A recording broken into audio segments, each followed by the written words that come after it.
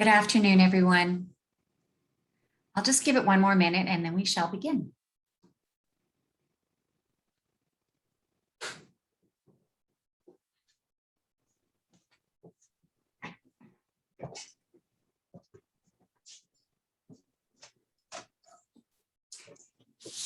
Okay, well, it looks like people are trickling in, so I think we're going to begin right now. So good afternoon, and thank you all for joining us today. Sorry, frog in my throat. I'm Jennifer Griffin. I'm the Director of Family Support Services for the LGS Foundation. So on September 13th and 14th, the LGS Foundation hosted our first ever Meeting of the Minds Research Conference. And here we were treated to 2 days of in-depth discussions from world-renowned researchers on understanding LGS and how we can find targeted treatments and cures. So whether or not you were able to attend, we hope that you will find this webinar helpful, because today we have Dr. Tracy Dixon-Salazar, the Executive Director of the LGS Foundation, and she will answer any questions you may have regarding last week's meeting and the follow-up family day that was held September 18th. And I apologize for the noise in the background. It's my son, he's moving. So please type your questions for Tracy into the chat at the bottom of your screen. And today's session is being recorded. And with that, I'm going to hand it over to Tracy. Welcome, Tracy. Thank you, Jen. And hi, Theo. Thank you for mooing and joining us. You never know what we're going to get with our LGS loved ones. Hey, everybody, welcome. Thank you for being here. So hopefully you guys got a chance to attend some of the Meeting of the Minds, if not all of it. All of the recordings are online at the conference site, and maybe Jen can type that into the chat. And this is really a time for everybody to ask any questions that they may have had from the meeting that didn't get answered. I'll summarize briefly, but really want to hear from you guys, what questions you might have about science, about research, about where we are at the foundation, what we're doing, or where we are in the development of new treatments. And I will do my best to answer them. And if I can't answer them, I'll do my best to find the answer for you after this webinar ends. The meeting was really fantastic. On Monday and Tuesday of last week, we brought together the scientists and the clinicians and our industry partners, our advocacy partners, and of course, most importantly, families living with LGS, to start to talk about what it would mean to create a disease-modifying therapy. A disease-modifying therapy is a treatment that targets the disease of LGS, which is really captured in the EEG features, the slow spike and wave and the generalized paroxysmal fast activity. GPFA is the slang for that, or the acronym for that. And we wanted to talk about how can we start to target those for treatments. They're definitely bad. We know that if you can get rid of slow spike and wave and GPFA, that you can see improvement in loved ones who have LGS. So why don't we have a medicine that targets that? Right now we have medicines that target seizures, and there's more going on in LGS than just seizures.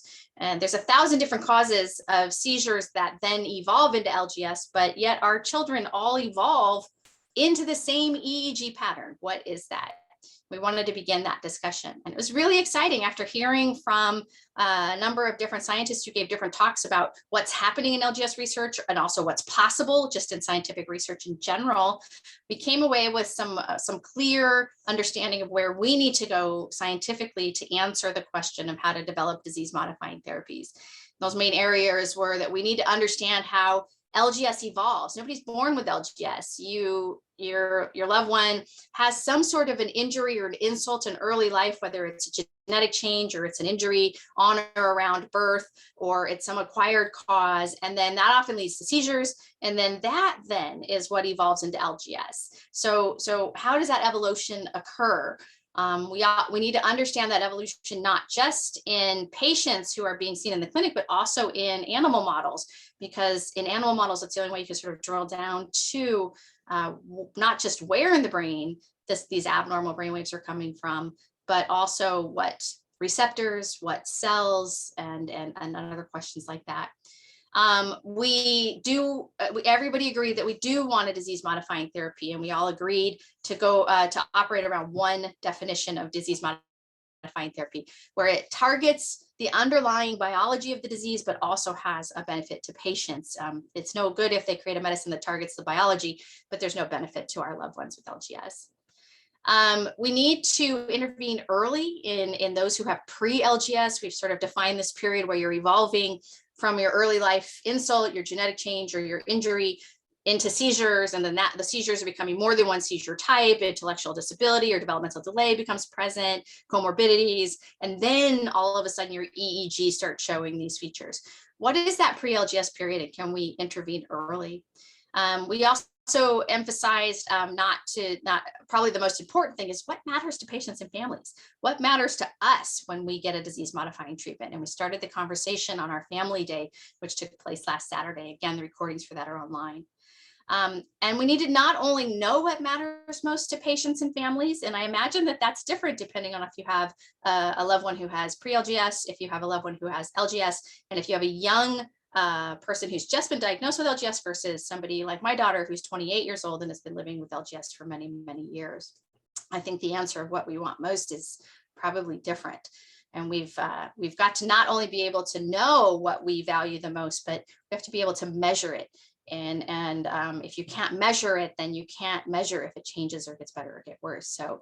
And then, I think the biggest thing coming out of this is that we need to learn from every patient, and we need to hear from every patient and family as we start to come together as a community. We want individualized specific treatment for our loved one, but there's also patterns that are emerging, and we want to come together as a community as much as we can to move the science forward faster. It's going to take all of us to do that. We don't want to have an advocacy group that's not pushing the science forward. Otherwise, we're going to still be treating LGS the same way that we're treating it. My daughter has been in this space now. She had her first seizure at the age of 2. She's now 28. So for 26 years, we have been treating LGS, at least 26 years, we've been treating LGS the same way. We take an anti-seizure treatment and we try it and we hope for the best. And if we don't get involved and start pushing that forward, 10, 20 years from now, we're probably still going to be treating LGS the same way. I think we want to be thinking about disease modifying therapy. So it's very exciting. I'm eager to hear your questions. Hopefully you guys have some, and you can really ask me any question as it relates to science, even if you didn't attend the meeting. And I'm eager. And it looks like some of the questions are coming in. Feel free to type them in the chat. There are 2 right now. Just a reminder that we are recording this, so you probably don't want to put anything in the chat that's going to be personal. So, all right. Should I just read the first question, Jen, or do you want to read it? No, you know what? I can just, I'll unmute and turn my video off, and I'll only jump in if you miss something. Okay. You can read them, and then since you don't have slides. Sounds good.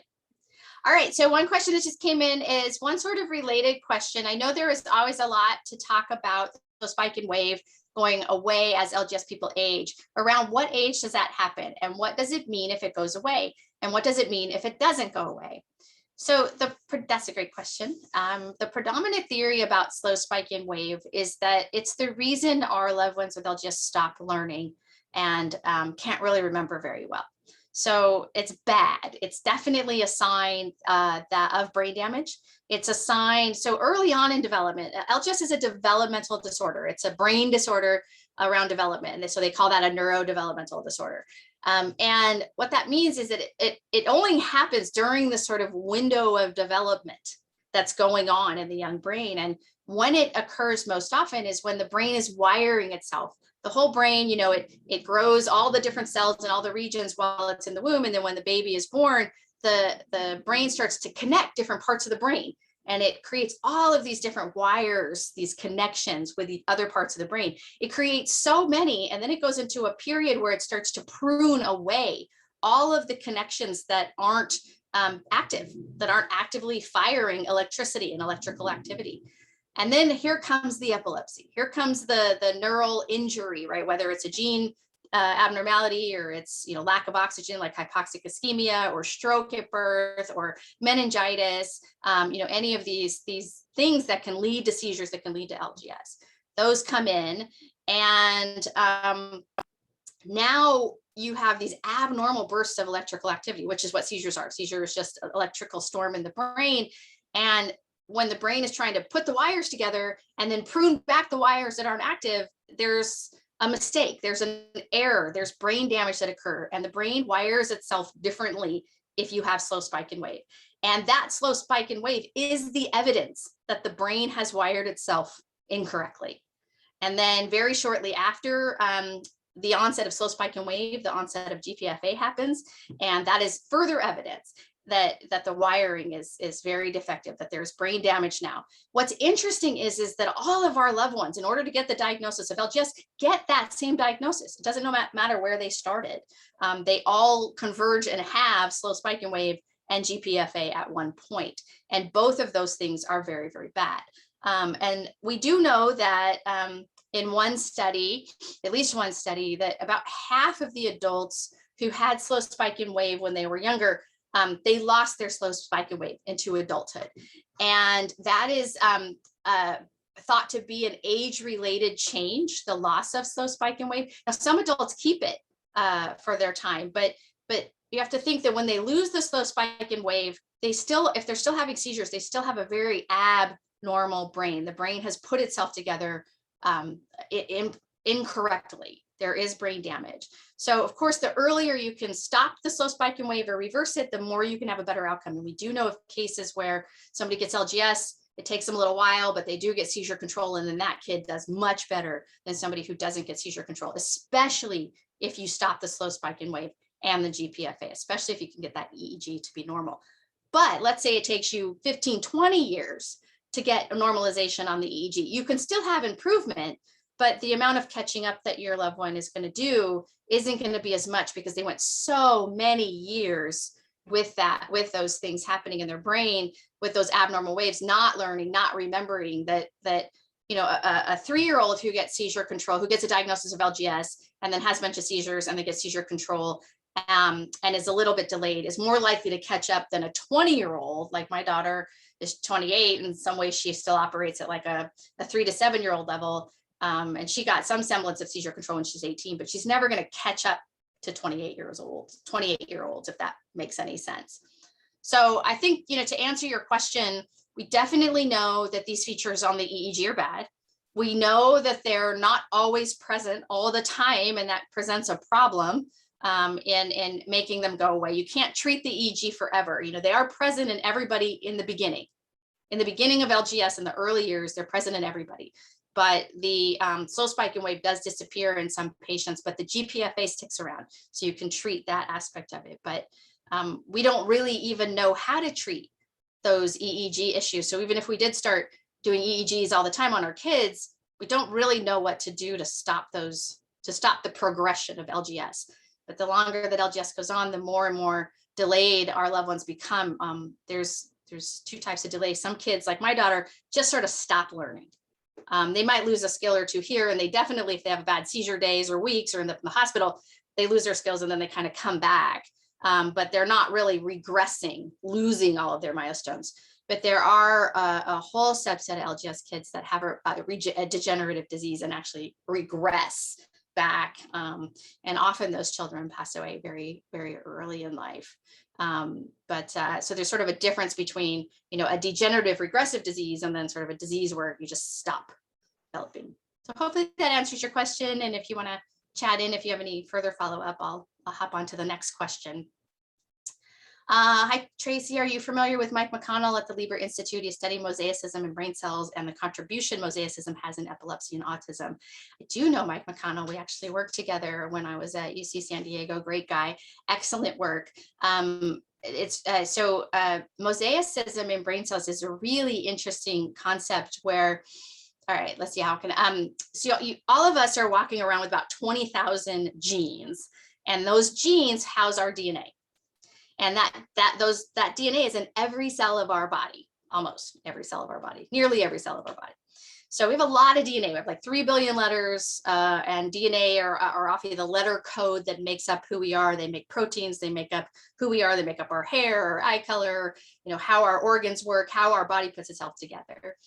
And so looking at all 20,000 of those genes, there's this theory that you can have mosaicism in those. So you would have sort of different patterns of genes in each cell. And it's actually true that each cell is very, very different. When a sperm has dad's DNA that he's giving to the child, and an egg has mom's DNA. When those come together, you now have mom and dad's DNA in one cell. And then that one cell turns into 2 cells. And then those 2 cells give rise to 4 cells. And then 4 cells turns into 8 cells, and 8 to 16. And then you have this exponential increase in cells. But all of those cells are then go on to form the baby. They form, the brain, they form the organs, they form the body. But every cell is a little bit different in its DNA makeup. They're not identical. And there's this theory that certain regions of the brain, especially in cortical dysplasias, which is an abnormal brain developmental growth in the brain. You can see it on an MRI, and it's often thought to be the cause of seizures, cortical dysplasias, and that then can lead to LGS in many cases. And those cortical dysplasias can be genetic for sure. They can also be where we haven't found the gene yet for them. They don't have to be genetic, but the idea is that that whole patch of cells has a very different genetic makeup, and that would be mosaicism. So it's a really, I think, important line of work. These cortical dysplasias in this mosaicism is very common in epilepsy and autism. A lot of our LGS kids also have autistic features, and some of them carry the autism diagnosis. And we know from a lot of research studies that if you have autism plus epilepsy, the course is often much, much worse than if you have autism alone. And the same is true in reverse. If you have epilepsy plus autism, then the course and the behaviors and things are often much, much worse. So Mike's a great researcher, and we should drag him over here into LGS Research and get him working on LGS more directly, even though he already is. I think it's just kind of to finish that thought, it's really important to identify not only that your loved one has LGS, but also what was the original cause, right? And so I've listed some of these. Is it a cortical dysplasia or some other cortical malformation? Is it a tumor? Was there a stroke? Was there hypoxic ischemia, which also means lack of oxygen at birth, which could have been from the cord around the neck or any number of things? Was there meningitis or encephalitis? Is there a genetic defect, right? And genetic doesn't mean inherited anymore. The mutation could have arisen after the sperm and egg came together in one of those cells. So it doesn't always mean that it's inherited if it's genetic. But it's very important because treatments are being made towards those causes now. And if you know the cause, it's important to know what treatment options are available, because some treatments are being developed around the specific genetic epilepsies or specific cortical dysplasias, or the tubers, and like a tubular sclerosis, for example, is a great example. But we're also looking to develop treatments towards the EEG features of LGS, and that's kind of where we're hoping science will move in that direction too, so that we can kind of cover the spectrum. So next question, has any treatment had success in slowing the gradual decline LGS kids experience? No, not systematically. So there are definitely case reports of kids who have LGS that get seizure control. And it really does seem to be that seizure control is very important to stop the decline. And remember, there's two sorts of cognitive decline and physical decline in LGS. There's somewhere, like I already mentioned this, they just stop developing, right? They stop developing cognitively. They don't really learn any more skills in terms of physical abilities, or if they do, they're very slow to learn them. And then there's the kids who get diagnosed with LGS, and LGS is most often diagnosed between the age of 3 and 5 years old. It can be diagnosed at other times. But you almost never see it. I don't think I've seen a reported case under 6 months old getting diagnosed. And even then it's a very small number of cases. But then there are the kids that actually regress. Like they used to walk and now they don't. They used to be potty trained and now they can't. Now they're back in diapers. They used to be able to eat, but now they're tube fed. They can't swallow anymore. And that's often indicative of a cause. That's not true. That's not being caused necessarily by the LGS. It's being caused by whatever the underlying reason for the seizures were. And they're thought to have a degenerative brain disease in addition to the LGS. The LGS certainly isn't making it better, but since there are children who have LGS, that not every child with LGS regresses. And so it's not just the LGS that's causing the regression, it's the LGS plus whatever the cause is. And there are a number of like mitochondrial disorders that are often genetic, metabolic disorders, certain gene-specific disorders where the brain cells just die. They begin, the kids begin to lose white matter or gray matter or both on the MRI. And the cells are dying, and that's really a neurodegenerative disorder. And we don't know, we do know that, you know, that kids with LGS, I don't know if this is true for degenerative cases or not. There are certainly some cases of neurodegenerative disorders like Batten disease where you can treat early. There's gene therapy for certain types of Batten disease. And you can also have Batten's disease and LGS. Batten's is caused by a specific gene. But we don't systematically really know how to do that. We sort of just look at every kid who has seizures or every kid who has LGS, and we just kind of take an anti-seizure medicine or an anti-seizure treatment, whether it's a surgery or a diet or a device, and we give it to them, and we just sort of hope for the best, but we don't know which one to try and who in any sort of systematic way. And so one of the big things that came out of this meeting that we had last week was we need to be able to learn from every patient, because if there is somebody who got control with this treatment, like we should be able to search that in the database. If this was your cause, you know, or if this targets, you know, if we have an LGS treatment that treats the EEG in the future, we need to be able to repeat that. But as it stands right now, every one of our kids is really an experiment that we're not learning from. And it's really quite a shame. It's expensive to learn from every patient, but I think it's more expensive to not learn from every patient. All right, so let me go to the next question. Are there any specific medications to target slow spike and wave or GPFA? The answer is we don't know. Nobody has looked.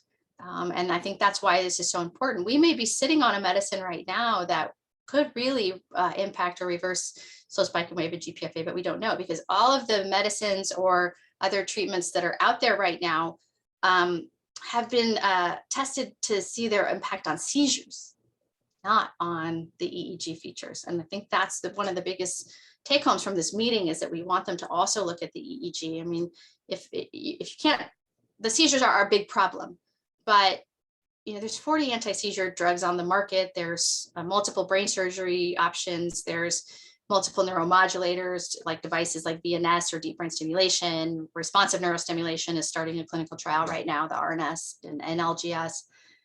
And every time we get a new treatment, it doesn't seem to really be changing the number of LGS patients that are not having seizures into adulthood, that are not severely intellectually impaired. And so we want to think about a new way that we might design drugs that would target those. But there may be a medicine, and we just don't know. No one's really looked, that targets slow spike and wave or GPFA. So that's another thing we can do, is look at the treatments that are out there now, but we don't know. How does the slow spike and wave go away? How do you stop it? So great question. Have no idea. What we do know about the slow spike and wave is some really great work out of John Archer's lab in Australia. Is they're figuring out where in the brain, like what structures in the brain, the slow spike and wave and the GPFA are coming from, right? So first they're mapping it, like where are these abnormal brain waves originating? Where do they start and how do they spread? So that's the first thing that they're doing. And then they're also showing that, you know, and it's mostly in patients who have like a region of the brain where their slow spike and wave and GPFA are coming from. So a focus, and they get that region of the brain removed, that their EEG can normalize and they can actually start to develop again and learn again, and can go on to really start to make improvement. So there's evidence that that the slow spike and wave and the GPFA are reversible in very, very rare cases.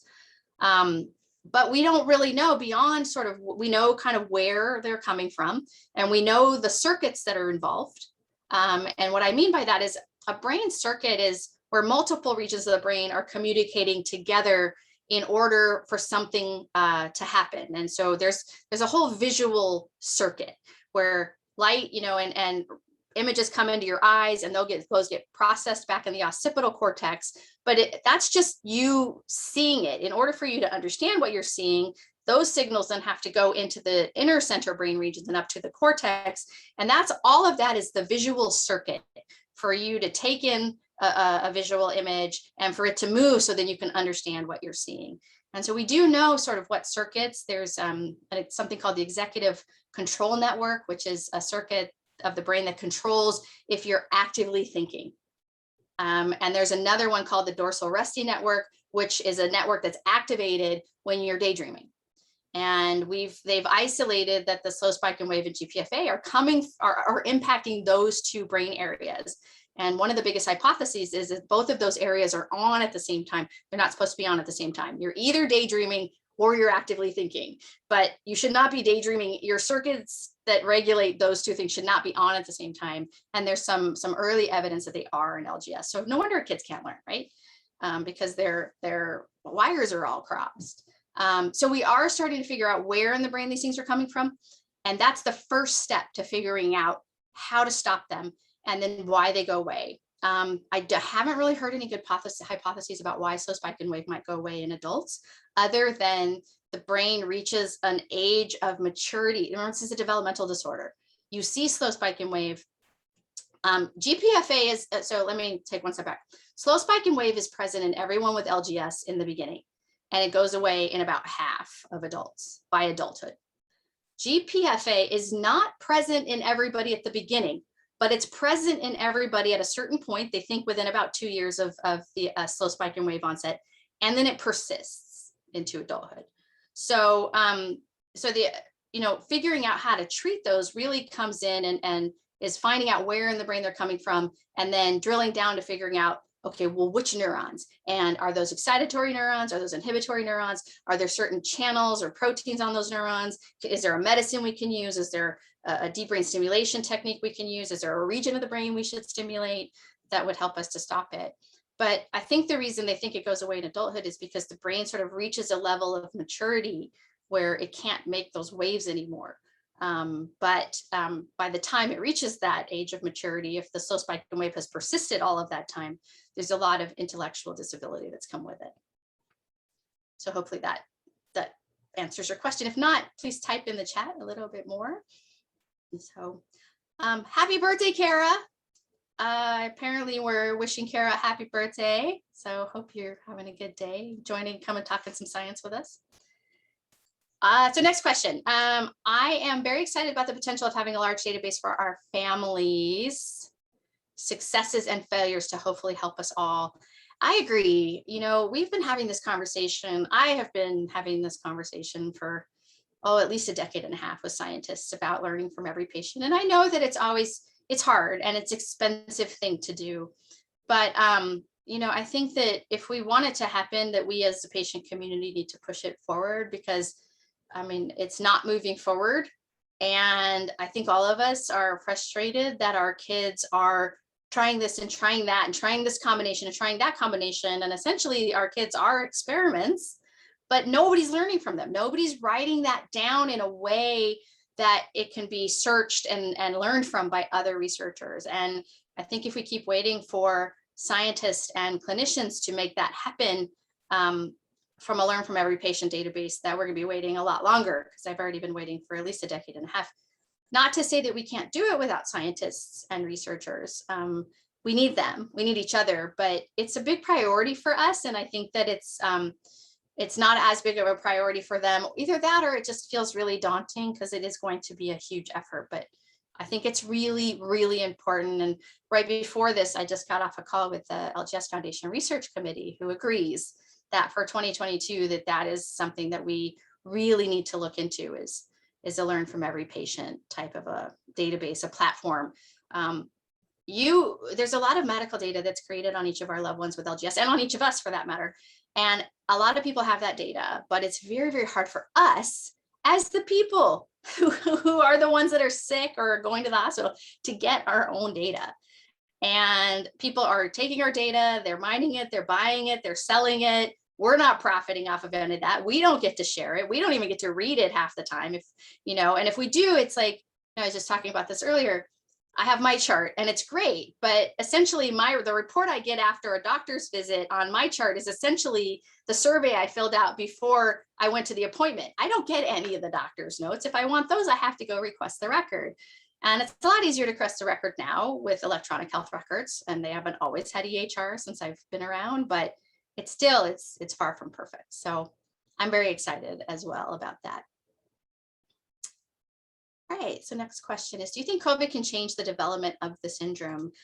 I absolutely have no data on this whatsoever, but I would imagine that COVID can change the development of the syndrome, especially if COVID has any impact on neurological symptoms, right? So COVID for the most part is respiratory, right? It's, sore throat, but there are these cases where it expands out to include, the nervous system involvement.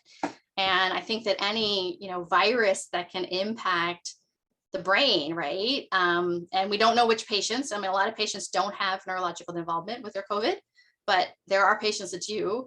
And I think that anything that can impact the brain is by way of virus. I mean, like if you think about meningitis or encephalitis is a virus, it affects the brain. It can be a cause for seizures that lead to LGS. So I do think it can impact. And I think that it also depends on what age the loved one is. My daughter, now that she's an adult, is much more resistant to infections than when she was younger. She used to get infections all the time, aspiration pneumonia all the time. And I'm not to say that she can't have those things now, but she is more resistant as an adult. She's a little more stable because she's not developing. There's not as much change going on in her brain. But I'm really not up to date on what the data is. But if you just think about the basic scientific principles of how viruses work, and if they are to impact neurological symptoms, I think they would have an impact potentially on the syndrome. I guess fortunately, or maybe, I don't know, doesn't seem to be the right word, but most cases of COVID, I do not have neurological symptoms. And we've had some families whose kids have gotten COVID, and they've seen an increase in seizures, or they've seen other issues, but there are other families that haven't seen any increase in seizures with the COVID. So it's just, we just don't know, which is, I think, frustrating. If we want to know, and science can answer these questions, but it takes time, it takes money. All right. Is it common to see seizure type changes over the years with no med changes? In a meningitis at 1 year old, it is really common to see seizure type changes in the developing brain, even if you haven't made any medication changes. So the thing about brain development is that in the young is that there's a lot of brain plasticity, meaning that there's a lot of changes happening, and a lot of wires are getting moved around. They're being connected. They're forming stronger connections. They're being removed because they're not that strong. This region of the brain is wiring to this region of the brain, which is wiring to this region, and they're all talking to each other. A lot of that is happening in early development. And as you get older, that slows down exponentially. And so early on, when our kids are getting these bursts of electrical activity, the wiring is just changing all the time, and you get changes in seizure types. And that's one of the things that's so frustrating about LGS and these early life epileptic encephalopathies like LGS, is that you have it's a moving target. The seizures are changing. The brain is actively wiring itself wrong. And then you get, this slow spike and wave eventually, if you end up with LGS and this GPFA, which is a sign that it's wired itself in a really, really bad way. Why all of our kids converge onto the same wiring defect, we don't know, which is really interesting. But, I think that if you develop epilepsy as an adult, adults do not see the same type of seizure changes and seizure evolution over the years that we do. Now, they might have focal seizures that spread to the whole brain, but they don't have like a focal seizure that then morphs into a tonic-clonic, that then morphs into a myoclonic with drops. Like they don't get this these changes in sequence. And, we have these things called sequential seizures, which is a new term that I just learned maybe 6 months to a year ago. But, my daughter would start out tonic or tonic-clonic, and that would go on for a minute or two. And then she'd go into an atypical absence, with kind of motor twitching and head bobbing and staring, with eyelid myoclonia, and then that could go on for a while. And then while she's in her atypical absence, she might have a myoclonic jerk with all that. And that's like the sequential seizure, where it's like all the seizures are sort of playing out as she goes through it. And then often, that atypical absence piece would just not end. And now she's in status, right? It started out at this tonic or this tonic-clonic, but now she's in atypical absence status. And that just does not happen in adults. So it's something very specific to a developing brain, a young brain. So, all right, let's see. Next question. During the meeting of the mind, someone was talking about the central median thalamic stimulation briefly, and I've never heard of it. And I can't find information, but he made it sound promising. So I will talk about that. Yes. So this is deep brain stimulation, or DBS. And we do have something on our new website about this. And Jen, maybe you can go grab that, or Kaylee, if you're on, you can maybe type that into the chat. Deep brain stimulation is approved in the United States for Parkinson's disease. And if you've ever seen a Parkinson patient who gets central median thalamic nucleus stimulation, they often have chorion tremor, and then they'll get the implant will get turned on, and then they're much more still. So it's a really powerful treatment, but it's not approved for LGS. But we know a lot of families in our community that are getting deep brain stimulation. They're getting it off label, meaning that it's being prescribed and covered by insurance. Their doctor has to prescribe it to them off label, meaning it's not used, that their kid has LGS, not Parkinson's, but they're getting it anyway because the doctor's recommending it. And in some cases, insurance is covering it. And it is being used pretty extensively in Australia. Deep brain stimulation is being used for LGS in Australia. And Australia has a very different healthcare system than the US does. And I do believe deep brain stimulation is also now being used in the UK. Again, for LGS, a very different brain, insurance and healthcare system. So there is emerging evidence, though, mostly out of Australia is the data that I've seen that is really promising in LGS.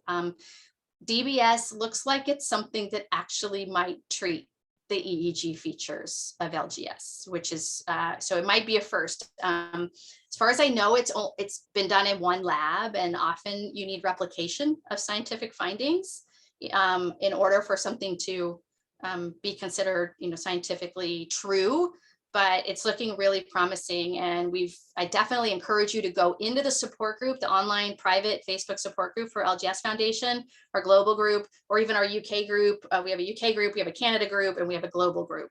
You can join all those groups. Plus we have state specific pages. You can join a state page. But I would say in our global group for sure, you can say, hey, tell me about deep brain stimulation. And we're working right now to update our website with the most current information. And then to try to hear from families. We're hoping that between now and the end of the year, we'll be able to interview one of our families or two of our families that have gone through DBS so that you guys can have that info. I think our motto with the LGS website, the new LGS website, is LGS is tough, but finding the information you need to make the decisions that we have to make about our loved ones' care should not be hard.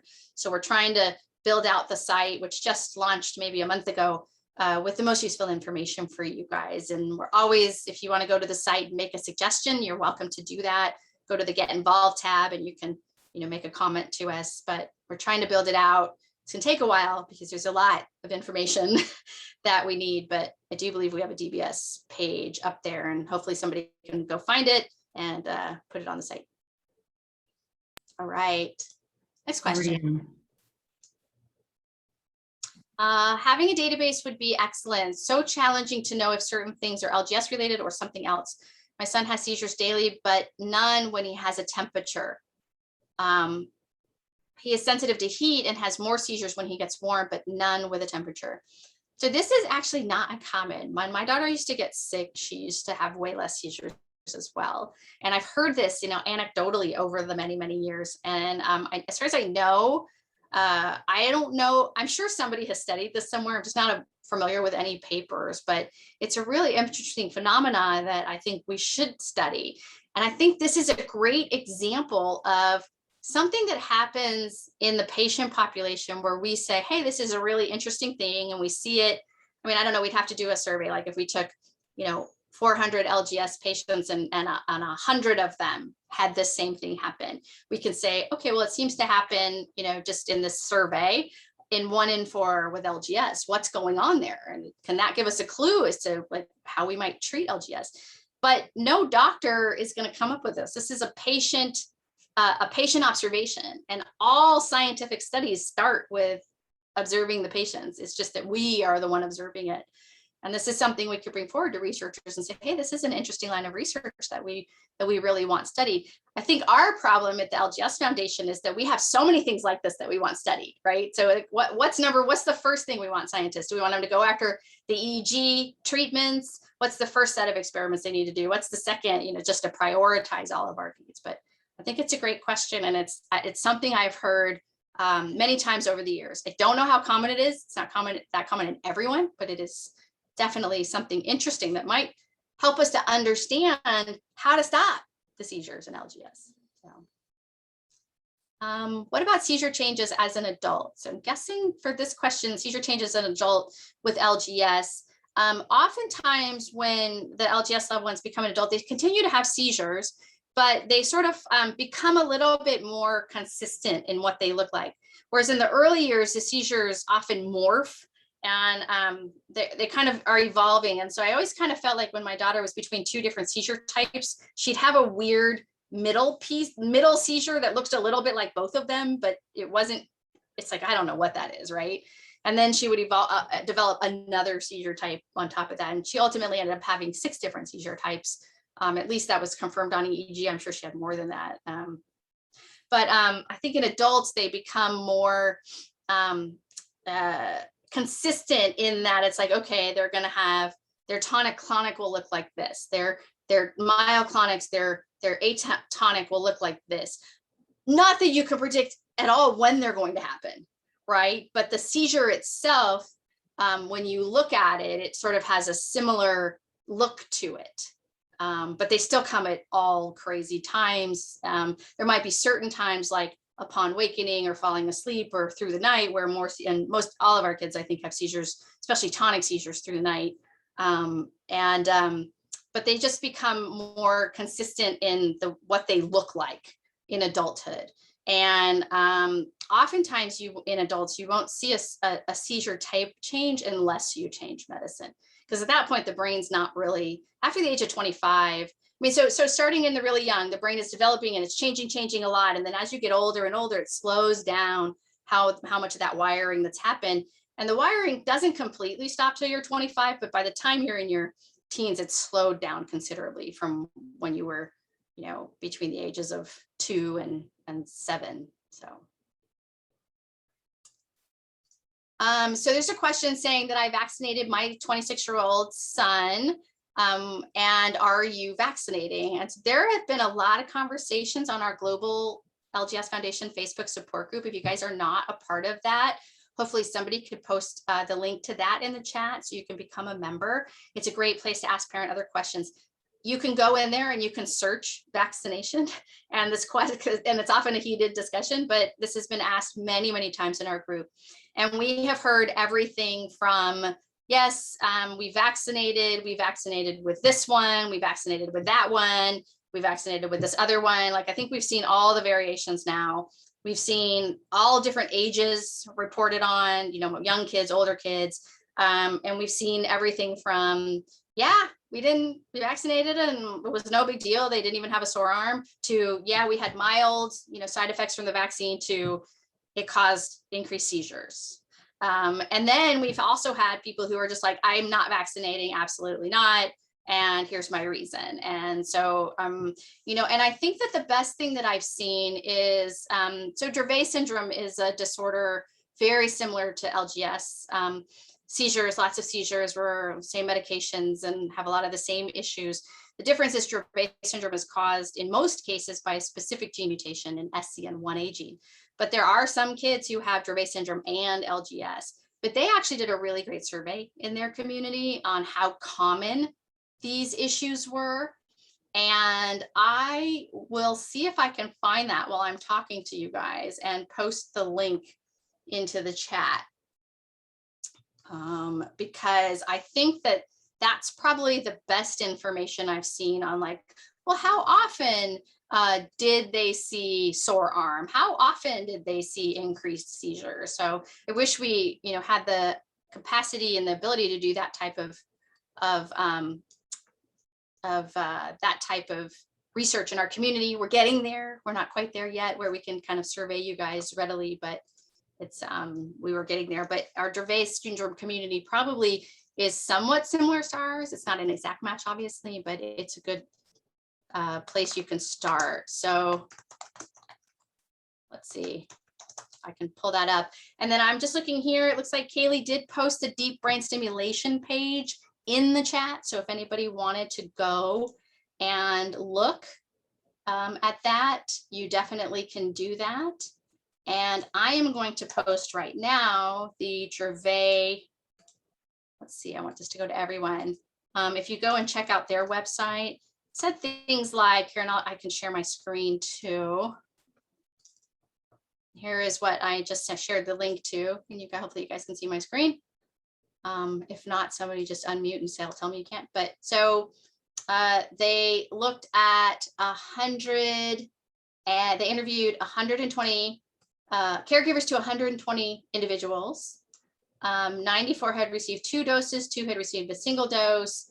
Most of them got the Pfizer, some of them got the Moderna, some of them got AstraZeneca, Oxford, some of them got this, and they came down. And so 50% who had 1 dose for their first dose didn't see any side effects, and 50% with the second dose didn't see any. But then you can see there were some that had a fever, some that had increased seizures, some that had none that had status epilepticus, some that had allergic reaction, lethargy, so meaning like tired and lethargic, headache, chills, muscle pain, nausea, and injection site soreness. So just looking at this, the most common things were either no side effects for either of the 2, and then the next most common was injection site soreness, and then the next most common was tiredness, just kind of, and then some percentages experience these other things. So I think that's just one way of saying we have no idea who's going to respond which way, which is very frustrating because, it's like you're taking a chance with your loved one. You just don't know. I have a friend who she's in her 50s and she does not have LGS, but she has shellfish allergy. She's allergic to shellfish, and she's never had a vaccination in her life. Her entire life, she has been told, do not get a vaccine. You're going to have a horrible reaction. And her place of work is forcing her to get vaccinated when 50 plus years of doctors have told her to not get vaccinated. And so I think that those are really tough decisions because you don't know the history. I mean, what if the person has LGS secondary to like a vaccine injury that then activated some immune response that then led to seizures you just don't know. So it's very much personal choice. So long answer to the vaccine question. We personally did vaccinate our daughter at 28 years old, and we only saw a sore arm for the second one. We didn't see anything with the first one, and sore arm with the second one. And we didn't see any other issues with her. And she had the Moderna vaccine. So it's just very individualized question, but please go search the site if you want more info. And then there was another person that said that my son is 13 and he was vaccinated. So just people sort of weighing in, and there's tons of conversation you can search for on the website, on the Facebook support group, which I think is also linked in the chat. All right, next question. What is the difference between VNS and DBS? And maybe this is a good chance, let's see, to share my screen again. Okay, and then I will go and get, let's see. So deep brain stimulation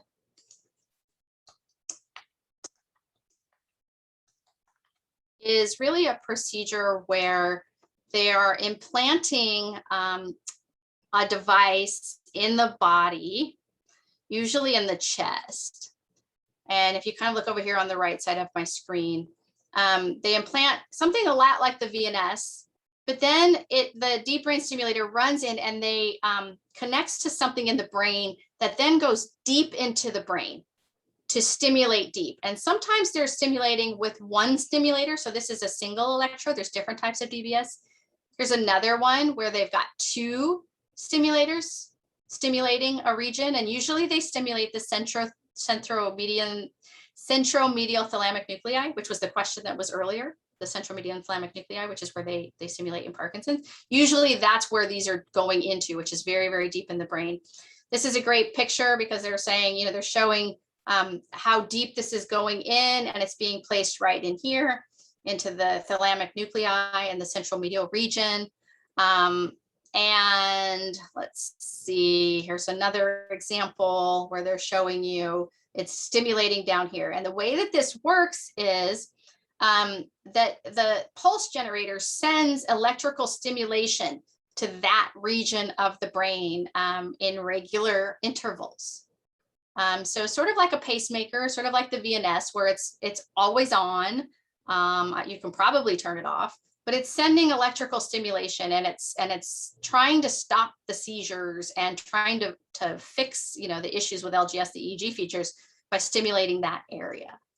Here's an actual picture of a patient who's had an X-ray, and these are the two stimulators down into his central medial and thalamic nuclei. This patient has Parkinson's disease. This is deep brain stimulation, and there's different kinds. It could be one stimulator, it could be two. Here's one where they have two pulse generators, right, going in, and so there are different types out there. Vagus nerve stimulator is different. This is where they are implanting, again, a pulse generator, so not all that different from DBS, but the wires do not go into the brain. They wrap around the vagus nerve, and the vagus nerve is the primary input nerve of signals into the brain. So it's on the left side. There's a left vagus nerve and there's a right vagus nerve, and the left vagus nerve is primary inputs into the brain, signals from the body into the brain, and the right vagus nerve is primary output down into the body, from the brain down into the body. So you have all these wires in your bodies sending signals to each other, right? And so they wrap it around the left vagus nerve, and this stimulator can actually, there's two types of vagus nerve stimulator. The old type would just send regular signals, you know, like every minute, maybe it would send a pulse. And then you could swipe a magnet across of it. As many of you know, there's a magnet treatment for this. The new vagus nerve stimulator, which has been out for a few years, it actually measures your heart rate and measures, and in addition to signaling, it can also sort of track your heart rate. And if your heart rate goes up and somehow that's connected to seizures, it can give an extra pulse on its own. So it doesn't just stimulate, it also records. It learns from, and that one's what this one looks like, but it's learning, it's recording, and it's communicating back to the generator. And in some cases, it can stimulate on its own if it sees something odd with the heart rate. And certainly many of our kids have issues with their heart rate during seizures. Many don't, but some do. So that's a VNS. And while we're talking about this, I will just say one other thing, which is there's something called the responsive, the RNS neurostimulator. And this one, they're doing a clinical trial right now in LGS that's just beginning. But this is where the device is implanted in the skull. It stimulates, it's deep brain stimulation, but the pulse generator is recording EEG. And if it detects a seizure, then it stimulates. And this is actually already FDA approved for seizures, just not for seizures in LGS. So that's the difference. Tracy, can I ask you a question a little bit more about that, and just remind you that we have about 6 minutes left? Okay. This new new and improved, I guess, VNS that you're talking about, for those who have the older type, can they actually upgrade to that new model, for, you know, lack of a better way of explaining it? Can they actually have the new type that monitors the heart rate? As far as I can tell, people who have the old one are going to have no choice at some point but to upgrade, because they are not making the old ones anymore. The difference, though, is that they now have to replace the wires in the neck too. So what they can do is they can leave the old wires, but there's going to be a lot of scar tissue there. They would put the new wires on, and then they would put the new pulse ox, and sometimes they're putting the pulse generator in the back, because my daughter had, multiple VNSs. I think she had 5. And so she's got like scars and scar tissue. We never upgraded to the new one. We actually turned our VNS off because we found a medicine that was helping her, and we just couldn't bring ourselves to do that 6th surgery because it was just it's really hard. And we had some issues with the 5th surgery, which scared the pants off of us. But anyway, but yes, at a certain point when the VNS dies, you're going to be asked to upgrade because they're not making the old models anymore. But they won't do that till they run out of the old models, and they may already have. I'm not sure. So. Okay. All right. And we still have, do we have any more questions? I don't think so. As I'm looking through here, I've got some people sounding off and saying, yes, I got vaccinated. Yes, my loved one got their first shot. Other people's, yes, your seizures when sick. So, really the chat is sort of reaffirming some of the other things that I've said. And then of course, the Facebook support group link is in there. I linked the Gervais thing, the deep brain stimulation page is in there. So people can go check those out. But if you have any more questions, feel free to type them in. We've only got about 4 more minutes. But I really appreciate you guys all coming and asking questions. And I think it's going to take all of us to get the scientists and the doctors to go in a direction that matters the most to us. And so we have a lot of work to do to figure out what matters most to us. How we have a lot of niche issues, right? If you say, what are the issues you're dealing with? I'll probably give you a list of about 25 or 30 things at least, but we have to prioritize those as a community. So we'll be working to do that. And the meeting of the minds last week was really just the first step to really trying to move the needle. But we do need to get our doctors and our scientists to have us as part of the conversation, so that when they make something, that it's something really meaningful for us. So. Well, I'm not seeing a question, so I'm going to use an opportunity to maybe ask my own question, because a lot of what I heard last week really would be, it would be very helpful if we knew the cause of Theo's seizures. And so for those of us who don't know the cause, and we've done the exome and the genome sequencing, and I mean, should we just assume that, I haven't heard from people in a long, long time, but should I just assume that their samples are still being studied? Or are we to repeat them? Right. So much to uncover that they could do. It could be. I would not assume or wait. I think it's really important to identify the cause. Now, listen, if you're not at a place that you want to know, that's fine. Like, there's just certain times when you're dealing with LGS where you're like, listen, I can't handle another thing, and that is perfectly fine. But it is important, if you want to have the option of additional treatments that might be towards your cause, in addition towards your seizures and your LGS EEG features, hopefully one day, to not give up on looking for the cause. So the first thing I would do is I would go back to your medical record and look, first of all, if your child was had a brain injury at birth of any kind, right? If they had a stroke or were in the ICU as a newborn, they had any sort of brain issue at birth, that's probably the cause. Doctors may not have told you that, but they stopped looking for the cause after that. If there's anything on your MRI, that was your loved one's MRI, that was present at birth, that's probably it. The doctor stopped looking. They might not have told you what was in the MRI, but they stopped looking after that. That's what they believe is causing the seizures. In almost all cases. So the first thing I would say is go and see if your loved one has had a 3T MRI or higher. If they have had if they've had a 1.5T MRI, the camera resolution is better now. Just like your cell phone camera resolution has gotten better over the years, taking pictures of the brain has gotten better. So if it's 3T or higher, and if you don't have a 3T, you just go, and you can go ask your doctor this. If you don't have a 3T MRI, it might be a good idea for them to take a better picture of your child's brain to see if there's anything there that it can explain the LGS and what caused it. And what they're looking for is like a tumor, a cortical malformation, signs of really early life injury, missing pieces of the brain, abnormally placed pieces, areas, those types of things that are associated with LGS. And if you have had a normal MRI, a normal 3T MRI, I don't think you need to get another one. If you've had a normal 3T, then you're okay. I think we're okay. You can try to get a 5T or a 7.5T or even a 10T, but why would you go for more MRIs? The other thing is if it's going to be a huge hardship for your family to get another MRI and you have to sedate your kid and put them in anesthesia and they're going to be in the hospital for a week, don't just really think hard about whether you really need to know right now, or because, you know, we put our kids through so much looking for answers, but we also just want to think about quality of life. And then the second thing I would say for genetics is every 2 years, they should repeat the analysis on your genetics. And if genetic testing has been done, I would say less than over 2 years ago, I would try to get it done again. Ask your doctor to order the test. And hopefully you'll be able to build out our website on how to get genetic testing. It's really hard for our adults with LGS to get genetic testing.